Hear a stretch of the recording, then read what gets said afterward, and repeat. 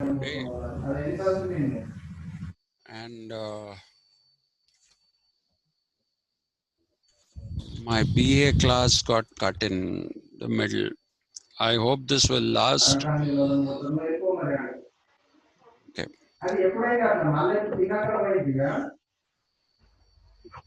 Kavya, I think you need to mute. Thanks. Can you hear me? Okay. Yes, sir. Okay. Kavya, you can hear me. Just wave if you can. Okay. Right. Yeah. Uh, let's get going before it cuts off again. So let's get as much as we possibly can under the current circumstances. Okay, I was last time. Let me do a brief this thing because we've had a big and that bibliography I've deliberately left put it there because if you look at the bibliography that has been given to you in the syllabus, you will see secularism and all in ancient India. They're all Rajiv Bhargava's book and all that, which are not the correct books. These are the books. So I have put these. These are the books that you need to consult. Okay, and incidentally, I have now made my uh, lectures completely public. Okay, I'm not putting it as unlisted. So you can just go, you type YouTube AV Satish Chandra, you'll get all the lectures. You don't have to search for those links and go in case you want to go back. I don't see that happening. But suppose somebody is feeling like getting a headache, if you feel you haven't had a headache for a long time and you want to go and try and get one headache again, so you can go back. Now they are available freely. Okay. Uh, okay. So let me just briefly recollect what I was doing and then we will go move ahead. But first, before recollecting, let me kind of do this.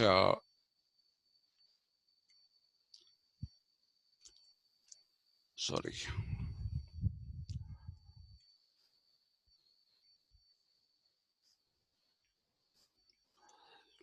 Yeah. Uh, the transformation from Rajas to Maharajas, I just want to finish that off in two sentences. See, we already spoke about the Magadhan Empire, the Mauryan Empire, and all those. And in passing, I also have told you about the South Indian empires. Okay, the Shatavahana Empire was one of the early empires that uh, started near Pune, as they call it today. There's, and I told you, Andhra Valley is between Pune and Bombay. Okay, so Telugu speaking people, it was originally the language was called Telugu, Tenugu, Telugu. Telugu speaking people originated in that part of the country. Apparently, the earliest texts also were found there. And classical Telugu is older than Sanskrit, along with classical Tamil. Okay, so it's a very old language. What we speak today is 90% Sanskrit if it is Grandhik. Grandhik is formal Telugu. And if you talk, you speak the language as Mandalik or Mandalikam in Telugu, then you are talking about various mixtures of Urdu, Marathi, Kannada, all these have come into it. Okay, so very little of the original Telugu is left now. But the Shatavahanas and their first king was Shalivahana. So they were the first people to have taken this language, they first went up north towards Gwalior, and then they came towards the south. Okay, and for some reason they decided to settle down here. They basically decided to settle down here in this part, which is Telangana, Andhra Pradesh, parts of Tamil Nadu, and all that. And if you look at the old cities in Tamil Nadu, Chennai, again, uh, the other day I was trying to tell you when I was talking about Kulluka, I'll talk about him today again. Uh, Calcutta is not a corruption of Kolikata or Kolkata. Mumbai is not a corruption of Bombay. Bombay is not a corruption of Mumbai. Similarly, Chennai, there is no place called Chennai. Okay, there is a river there. The river is called the Adayar River.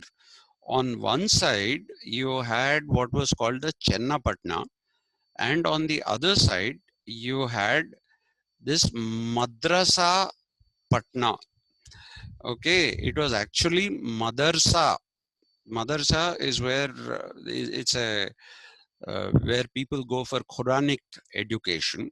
So there was a very famous madarsa there. So it came to be called Madarsa Patna, and over a period of time it became Madrasa Patna, and finally the British made it Madras.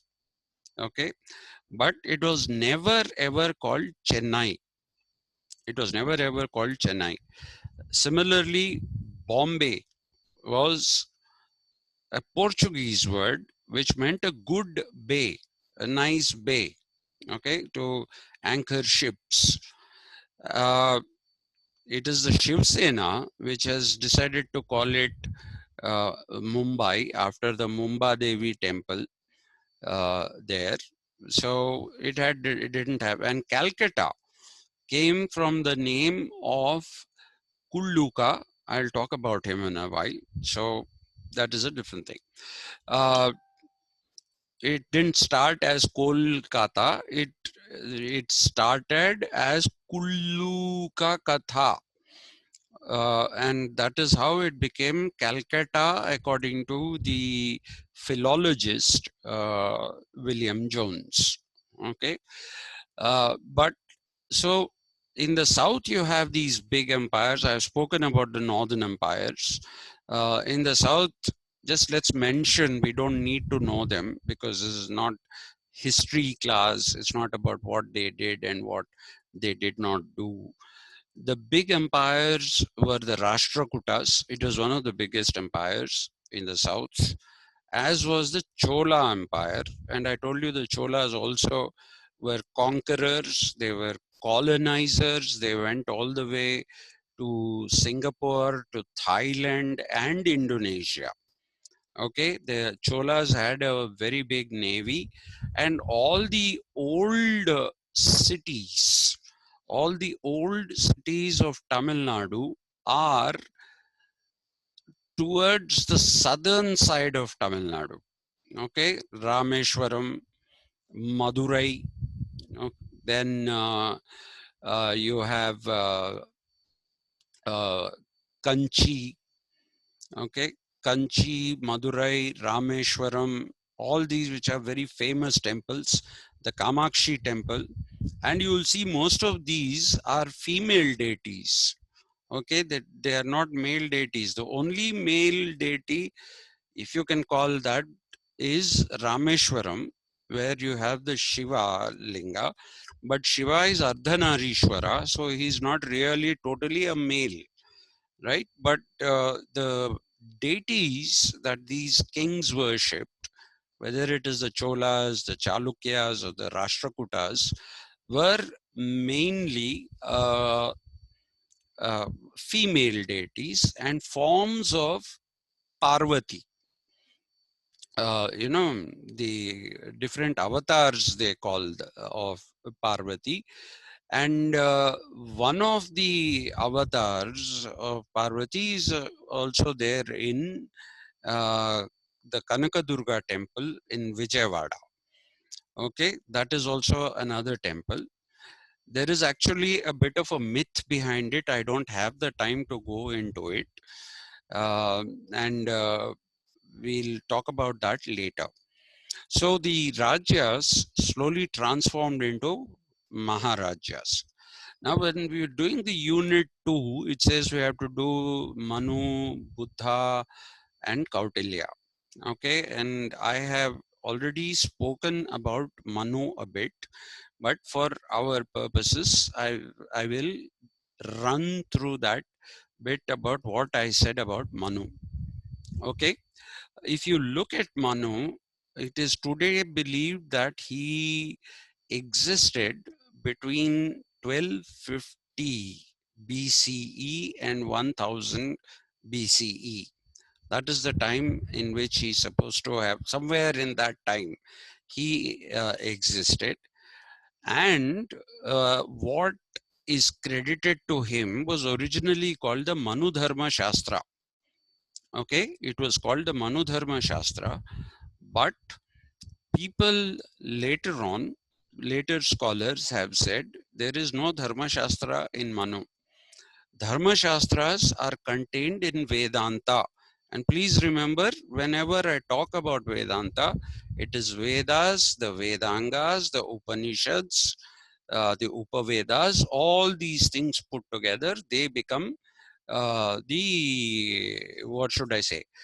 They become Vedanta. Vedanta means end of the Vedas, which is the end meaning that you can derive out of it, right?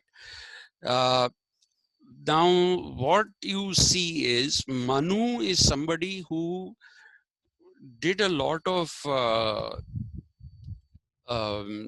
revisionism to the Vedas.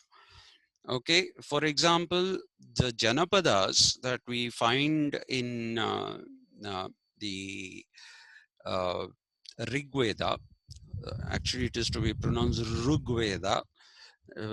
So if you look at the Rug Veda, in the Rug Veda, there is a Janapada which says that there should be a leader who is elected by the people, chosen, not elected, because when we say elected, we think like, you know, we go and vote, not that kind of election, but being chosen by the people of a Janapada as their leader. And they would also pick up, apart from him, elders, five elders, knowledgeable men who became the Samiti. So he was assisted by the Samiti, the leader was assisted by the Samiti. This is what you find in the Rig Veda, and in the other Vedas, there is no mention of anything else. Okay, which means that in the Vedas, what we find is only this. There is also no mention of Dvija. I told you that, right? Dvija is something introduced, the concept of twice born, once as the actual birth and the second with the thread ceremony. This was introduced by Manu. This was not there originally in the Vedas or the Dharma Shastras.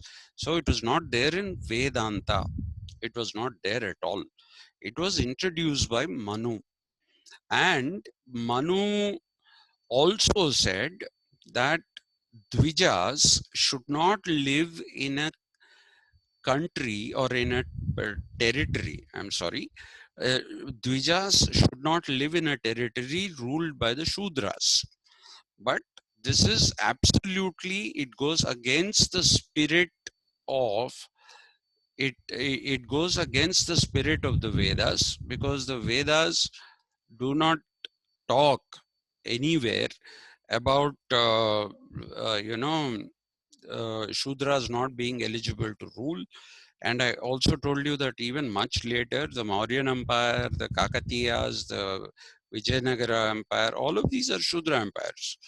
Okay, and quite a few of the things that Manu is supposed to have said are not from the original Dharma Shastras, but from his own creation.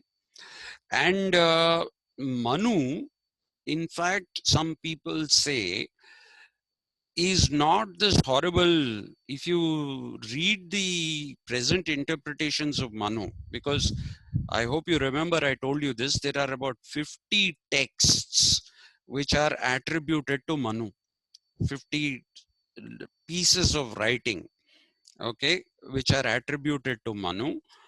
And these are the ones that he's supposed to have brought in, and some of them people say are actually unfair to him. It was not even Manu who introduced this. This was later on done by the Brahmins, because please remember, Manu, who gave us the Manu, this thing here, is a Kshatriya, or was a Kshatriya, right? The 14th Manu. That so it is supposed to be the intervention of the Brahmins that created this terrible religion.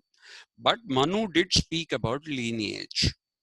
Okay, a king of a king, Manu said, will the son of a king will become a king. Okay, previously there was no such thing. He made it into this, right? He said the son of a king will take over the kingship. And the Dvija is another thing which I have already spoken, so no more of that. Now, the punishments that Manu is supposed to have meted out are the ones which are considered to be not attributable to Manu, because there are some texts of Manu which basically see him propounding non-violence. Okay, and he was against the construction, the building up of armies. He believed that armies were not a good thing to have, because if you have armies, then it basically means that uh, you're going to fight with other people. And so that people don't fight with each others, he basically said one should not have armies. And he also preached non-violence. Okay, so all those terrible punishments that are attributed to Manu are today said to be later interpolations. Okay, and Manu's writing lost the status of a Dharma Shastra because it went against some of the things, even though it was not always uh, discriminatory the way it has been made out to be. Even then, the idea of Dvija and all these things show that he did deviate from the main uh, Vedanta that was there. And therefore, people changed the name of these 50 fragments of writing that were available from Manu Dharma Shastra. They changed it to Manusmriti, because they said this is not a Dharma Shastra in any sense of the term. It is only a Smriti at best, right? It is just a Smriti, which is recollections from memory. Okay, so this is what Manu said. So we have recorded them and we recollect them. So it lost this thing not in the modern period. It lost this particular status of being called a Dharma Shastra way back in the ancient period itself. Okay, and William Jones is the person who did a lot of research on Manu. William Jones was a philologist, and I told you, philologists don't study only written texts, they also study how knowledge is transmitted by word of mouth. Okay, and he considered several writings against Manu, okay, that came up immediately after Manu or during Manu's own time. Okay, one of the ones I have mentioned these, I'll quickly run through them. I talked to you about this rishi called Medhatiti. Okay, Medhatiti was a rishi who wrote what is actually called a bhashya, or in Sanskrit it is a bhashyam. A bhashyam is a commentary. Okay, he wrote a commentary on Manu where he said Manu has deviated. There should not be a system of lineages and all that. And you will also see that apart from Medhatiti, there is Kulluka, Kulluka, but the U has an accent, a line on the top. So you have to pronounce that as oo, not as oo, not Kulluka, but Kulluka. So Kulluka lived in the area which is today Bengal.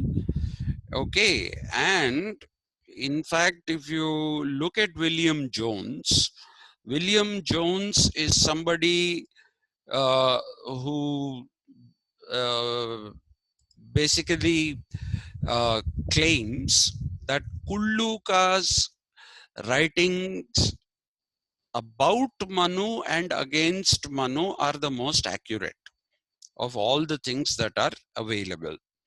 Okay, and then the book that Kulluka wrote is basically, I mean, what is its title? Manavrata. Uh, this thing. Uh, let me. I've forgotten. Uh, Muktavali. Manavrata Muktavali. Okay, that is the thing that Kulluka wrote, right? And apart from him, there was this other person whose name was Vijnaneshwara. Jna is written Jna, Vijnaneshwara. And all Sanskrit words, please do not use the W. Okay, because the sound of W is oo. It's not va. Okay, who. WHO will be who. Okay, WAIT is wait. Whereas if you take Sanskrit, there is no sound like that. It is all va. So you should write with V. Okay, not with. So Vijnaneshwara is not to be written with a W, but with a V in the beginning, and the Vara part also again with a V. Okay, so these are the main people who are considered to be proper commentators on Manu, and also those who suggested proper alternatives to Manu's this thing. And it is William Jones's perception that of all these, it is Kulluka who's the most impressive. Apart from Vijnaneshwara's book, by the way, is called Mitakshara. Okay, Sanskrit as a language is very precise. Okay, it is extremely precise. It does not use too many words. Okay, so that is the reason why a number of people believed at one time, and still do believe, that if you're writing a computer language, okay, then that should be based in Sanskrit. The syntax of that language, computer languages, should be based in Sanskrit, because then you can make the commands can be simpler, faster, and better. So you will find that he wrote this thing called Mitakshara, in which he said Manu is not right in everything and he goes against the spirit of Vedanta. That is one of the things that you will see Vijnaneshwara saying. And there is also Devana Bhatta, who wrote a work called Smriti Chandrika. Smriti Chandrika is also another work by Devana Bhatta, who claimed that Manu's writings are not accurate interpretations.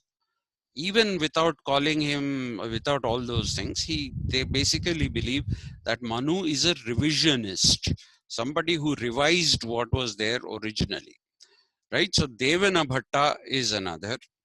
Then a lesser known person is Parasara Madhaviya. See, there are two people, two rishis, not rishis, gurus in South India. Uh, Acharyas, they are. The first one is the more famous one. He is Madhvacharya, Madhva, Madhvacharya, right? He's the one who suggested Dvaita, okay, which is Paramatma and Jivatma are different things. Apart from him, there is also another guru who goes by the name of Madhavacharya, not Madhvacharya, Madhavacharya, and his disciple Parashara Madhaviya. He called himself Madhaviya because he said, I am influenced by the teachings of Madhavacharya. So he called himself Madhaviya, and he also disagreed with what do we say? He disagreed with uh, mm, Manu about a number of things. Okay. Now, Kulluka's full name has to be understood as Kulluka Bhatta. Okay. Kulluka Bhatta.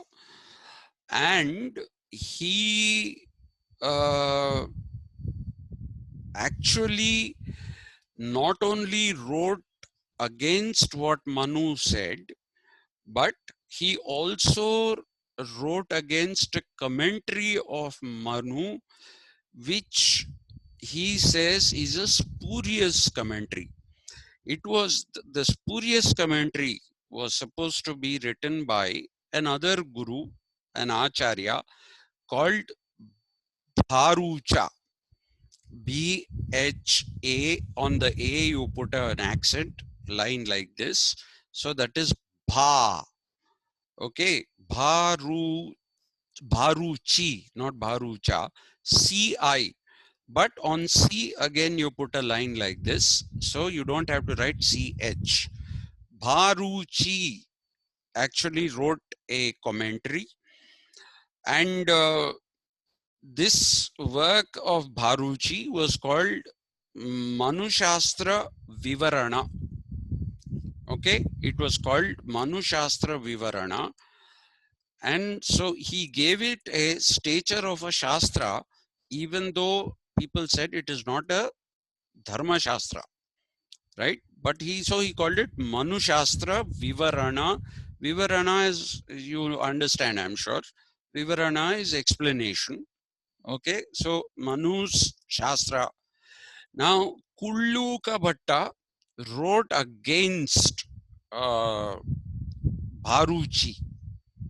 Okay, so in his work, which I mentioned, Manavrata Muktavali, okay, in this particular book, he said Bharuchi's interpretations are not consistent with what Manu himself has written, and Manu's interpretations are not consistent with the Vedanta and the Dharma Shastras, right? So William Jones made an argument that Kulluka Bhatta is the most authentic person, and his writing should be taken into consideration in understanding Manu. All right. So this is one thing. And there is another critic of Manu, whose name is Kashinatha Upadhyaya. Okay. Kashinatha Upadhyaya. Upadhyaya is lesser than Acharya. By the way, there is a sevenfold classification. I think I may have forwarded this to you about how these different designations are uh, to be used. Okay. All Upadhyayas are not Acharyas. Acharyas are higher than Upadhyayas. You know, so there is a hierarchy even among the teachers.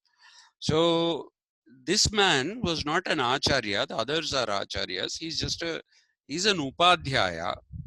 So this Upadhyaya, he wrote uh, uh, a, a book called Dharma Sindhu Sara.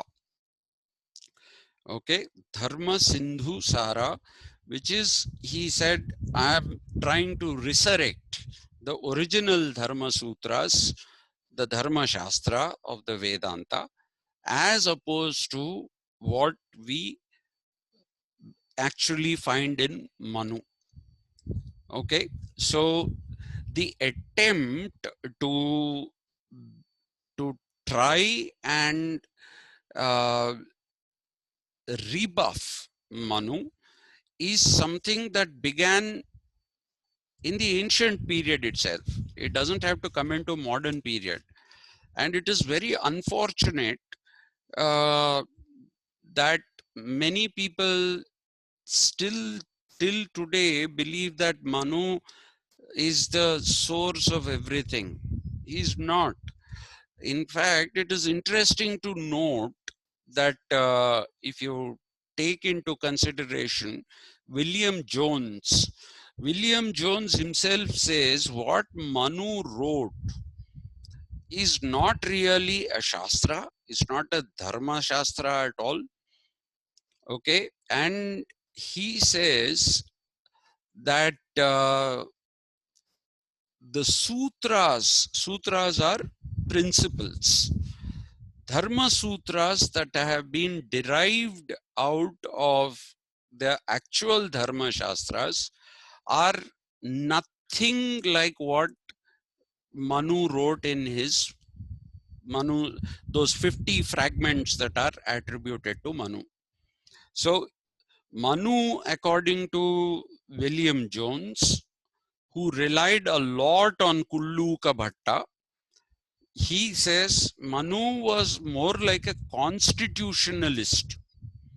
Okay, he said he is more like a constitutionalist who tried to put some rules of how to do what to do, what not to do, which is do's and don'ts.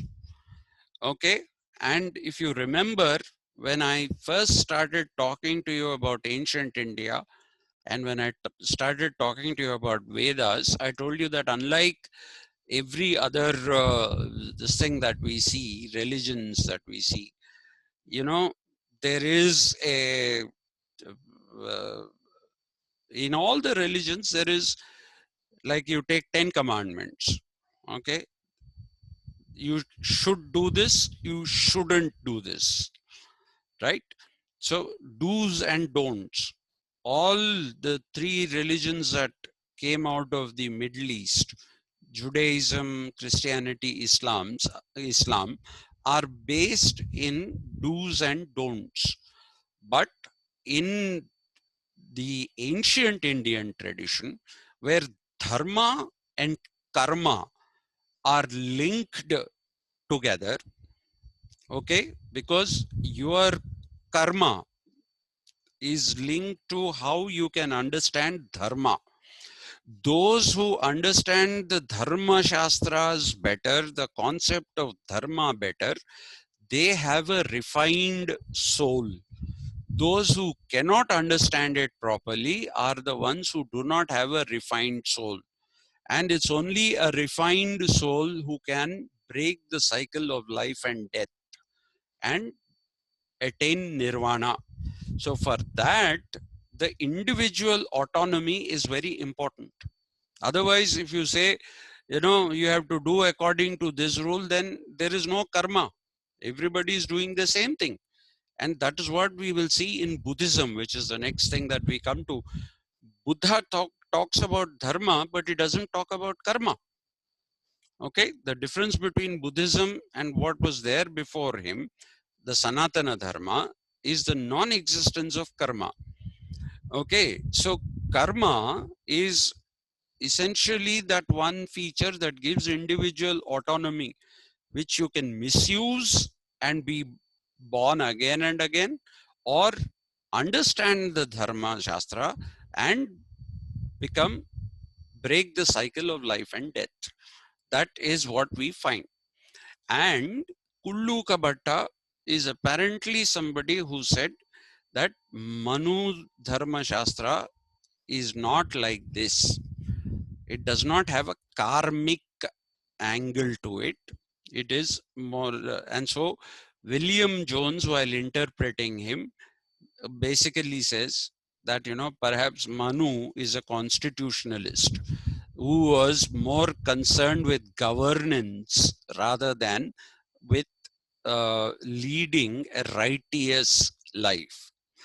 And Gandhi is the one who took only that non-violence part out of Manu, and he very clearly said, in the Manu Dharma Shastra, in the Manusmriti, there are only a few good things, and one of them is the adherence to non-violence, which was ahimsa. Ahimsa, he said, is what one should not have. And therefore, after he chose ahimsa and he chose the dharma, Sanatana Dharma, he came up, Gandhi came up with an interpretation where he said that the Manusmriti cannot be understood as one unified document. It does not have one message, okay, because of too many interventions, too many interpolations. So Gandhi says this is a useless document. The Manusmriti is a useless document. And unfortunately, today people call him a Manuvadi, which is a very, very sad thing. Okay. So Gandhi basically did not believe in this. Gandhi's idea was that it is full of contradictions and one should go back to Sanatana Dharma. He did not believe in Hindu either, in the concept